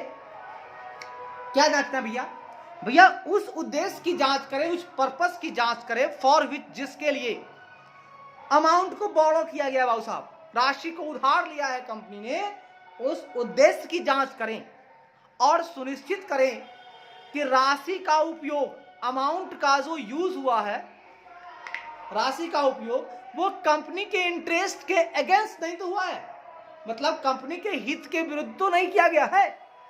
तो आप इसको भी इंश्योर कर लीजिए कि राशि का जो यूज होना चाहिए वो कंपनी के हित के लिए होना चाहिए, हित के विरुद्ध नहीं होना चाहिए। तो आपको यह सुनिश्चित करना है कि राशि का उपयोग कंपनी के इंटरेस्ट के, कंपनी के हित के अगेंस्ट, विरुद्ध नहीं किया गया है। आप जरा सा इसकी जानकारी ले लीजिएगा भैया। अच्छा है भैया, अच्छा है भैया,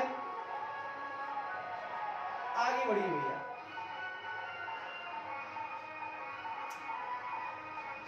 कहता है जी, वेयर द एंटिटी, जहां इकाई ने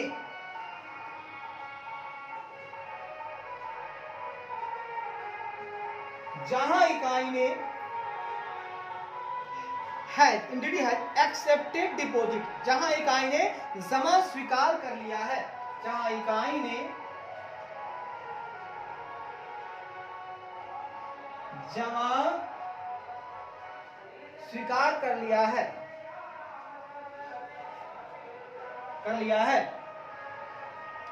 the reserve bank of India, है ना, क्रिया है। एग्जामिन क्या है, एग्जामिन, वहां जांच करेगी, वहां जांच करेगी the directives issued by the reserve bank of India, करेगी वेदर, क्या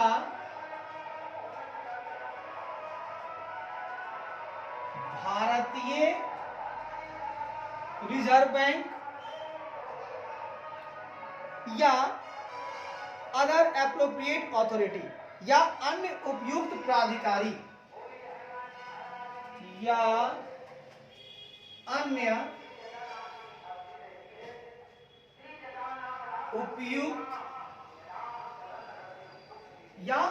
उपयुक्त प्राधिकारी द्वारा जारी डायरेक्टिव्स, द्वारा जारी निर्देशों, द्वारा जारी निर्देशों यानी डायरेक्टिव्स, निर्देशों हैव बीन कंप्लाइड विथ का अनुपालन किया गया है, का अनुपालन किया गया है।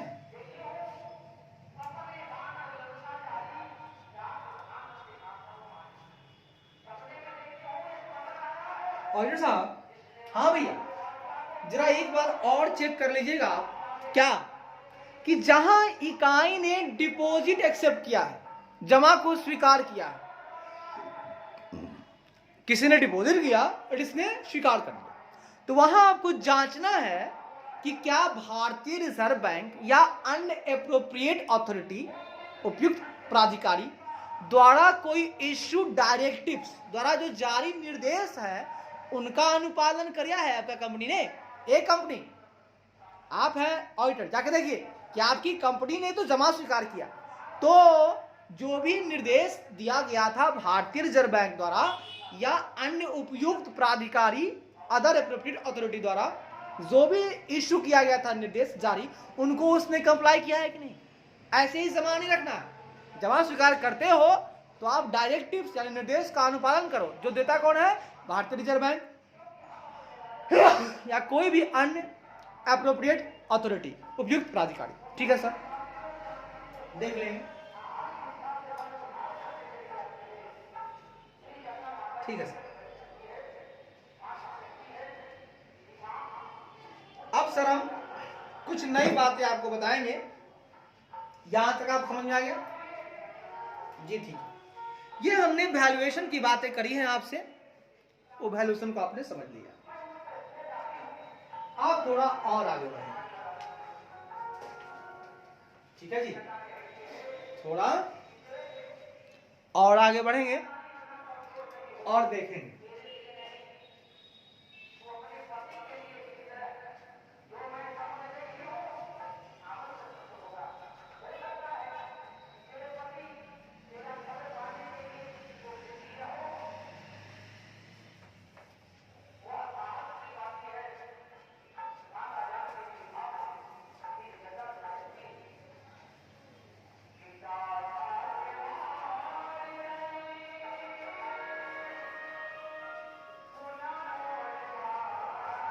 अब बात करेंगे जी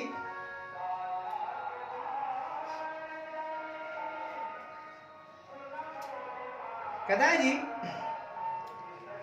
that borrowings have been presented. अब हम डिस्क्लोजर की बात करेंगे। किसकी बात करेंगे? डिस्क्लोजर की बात करेंगे। कहता है borrowings have been presented, classified and disclosed in the financial statement in accordance with the requirement of the applicable financial reporting framework। वाह, कहता है उधार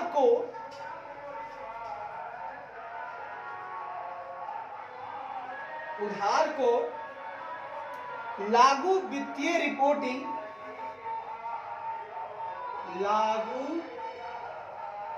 वित्तीय रिपोर्टिंग फ्रेमवर्क यानी ढांचे की आवश्यकताओं, ढांचे सच दैट यानी कंपनीज एक्ट 2013 यानी कंपनी अधिनियम 2013 यानी कंपनी अधिनियम 2013 और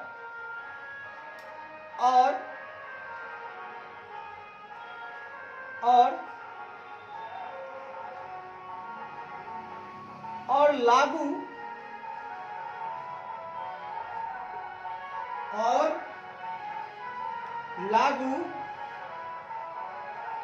एप्लीकेबल, लागू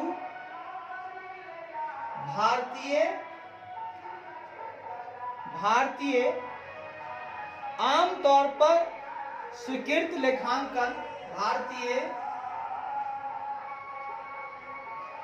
आमतौर पर स्वीकृत लेखांकन सिद्धांतों, जिसे हम लोग गैप बोलते हैं, जनरली एक्सेप्टेड अकाउंटिंग प्रिंसिपल्स, सिद्धांतों की रिक्वायरमेंट के अनुसार, की आवश्यकताओं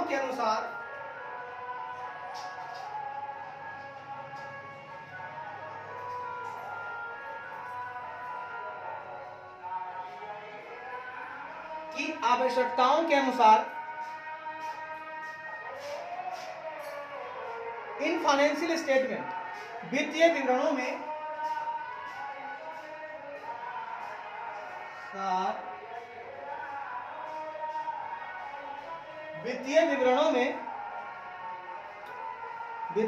में प्रेजेंटेड, प्रस्तुत, क्लासिफाइड, वर्गीकृत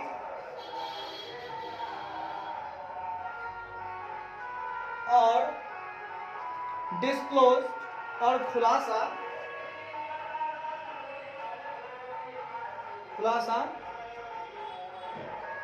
किया गया है।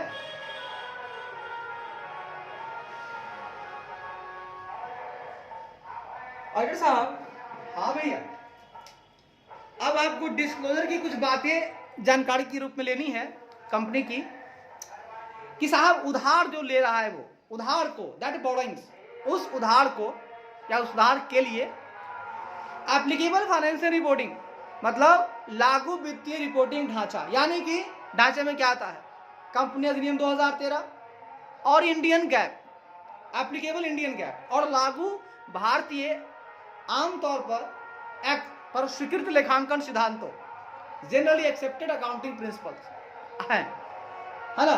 तो उधार को, ये जो एप्लीकेबल फाइनेंशियल रिपोर्टिंग है, इसके अंतर्गत दोनों चीज आते हैं, कंपनी 2013 और इंडियन गैप। तो इनकी आवश्यकताओं के अनुसार वित्तीय विवरणों में प्रेजेंटेड, प्रस्तुत, क्लासिफाइड, वर्गीकृत और डिस्क्लोज किया गया है कि नहीं, ये हमको चेक करना है कि आपको एप्लीकेबल एफआरएफ के हिसाब से ही उधारी को फाइनेंशियल स्टेटमेंट में प्रेजेंट करना है, क्लासिफाई करना है और डिस्क्लोज करना है भैया। तो मैं देखूंगा सर, देखिए ना, सब दिखाएंगे। आगे कहता है जी, सर क्या कहता है, ये कहता है जी, इंश्योर, सुनिश्चित करें कि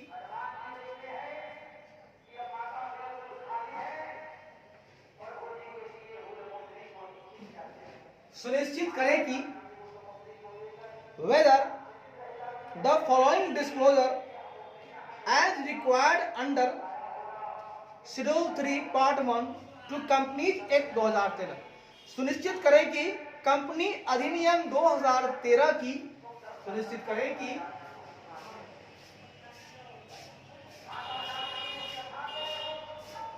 कंपनी अधिनियम 2013 की 13 की अनुसूची 3 भाग 1 की अनुसूची 3 भाग 1 अंडर के तहत रिक्वायर्ड मतलब अपेक्षित या आवश्यक के तहत अपेक्षित बोलिए या आवश्यक बोलिए के तहत अपेक्षित आवश्यक फॉलोइंग डिस्क्लोजर निम्नलिखित प्रकटीकरण आवश्यक निम्नलिखित खुलासे या प्रकटीकरण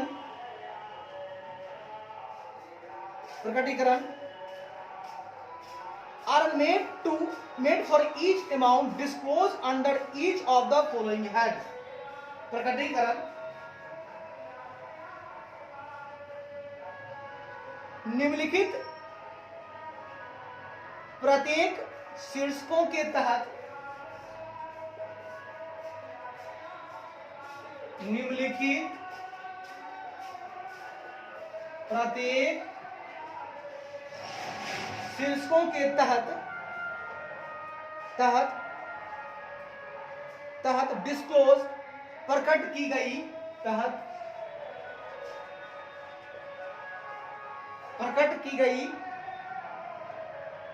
गई ईच अमाउंट प्रत्येक राशि है ना, फॉर ईच अमाउंट प्रत्येक राशि के लिए प्रकट की गई प्रत्येक राशि के लिए किए गए हैं।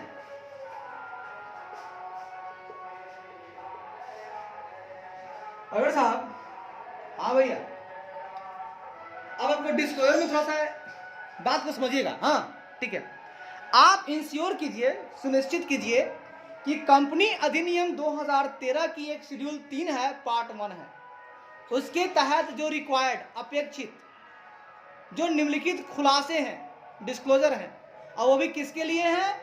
खुलासे जो है निम्नलिखित प्रत्येक शीर्षक के तहत। वो खुलासे कैसे हैं? जो शीर्षक हम बता रहे हैं उसी के तहत प्रकट किया गया, प्रत्येक राशि के लिए किया गया है कि नहीं? मतलब जो भी राशि है, ठीक है, शेड्यूल 3 भाग 1 के तहत आपको है कि खुलासा करना है। लेकिन खुलासा कैसे करना है? तो प्रत्येक राशि को प्रत्येक शीर्षक के तहत, जो निम्नलिखित शीर्षक है उसके तहत आपको प्रत्येक राशि को डिस्क्लोज करना है। तो डिस्क्लोज हुआ है कि नहीं, वो जरा सा आपको चेक कर लेना है कि कंपनी अधिनियम 2013 की जो शेड्यूल 3 है, भाग 1 है, उसके तहत आपको तो निम्नलिखित डिस्क्लोजर करना ही है। और वो डिस्क्लोजर जो होगा ना भैया, वो प्रत्येक राशि के लिए आपको प्रत्येक शीर्षक मिलेगा, तो उसी शीर्षक के तहत आपको प्रकट करना है राशि। यहां वहां नहीं करना है, आपको हेड मिलेगा, उसी हेड में उस अमाउंट को डालिएगा। डाले हैं कि नहीं, जरा सा ये चेक करना पक्का है। ठीक है सर, देख लेते हैं कहता है जी। सबसे पहला हेड लॉन्ग टर्म बोरोइंग्स। पहला हेड क्या है? लॉन्ग टर्म बोरोइंग्स मतलब दीर्घकालिक उधार।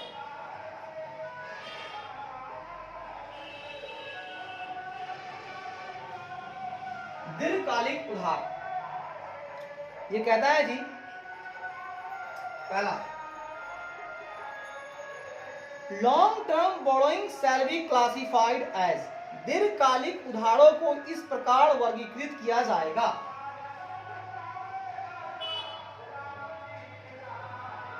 दीर्घकालिक उधारों को इस प्रकार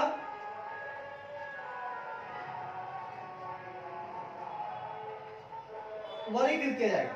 भैया पहला हेड का नाम है लॉन्ग टर्म बोरोइंग्स, दीर्घकालिक उधार। ठीक है, ध्यान रखिएगा कि दीर्घकालिक उधार के लिए कहता है कि दीर्घकालिक उधार को इस प्रकार वर्गीकृत किया जाएगा। भाई साहब अब हम थोड़ा सा इस चर्चा को कल करेंगे, ठीक है? तब तक के लिए जहां हैं आप मस्त रहिए, मुस्कुराते रहिए, गाते रहिए, गुनगुनाते रहिए। ये आपका कल होगा जी। ठीक है सर? ठीक है sir, no problem, no problem at all. धन्यवाद। जा रहे हैं, मस्त रहें, खुश रहें, गुनगुनाते रहें।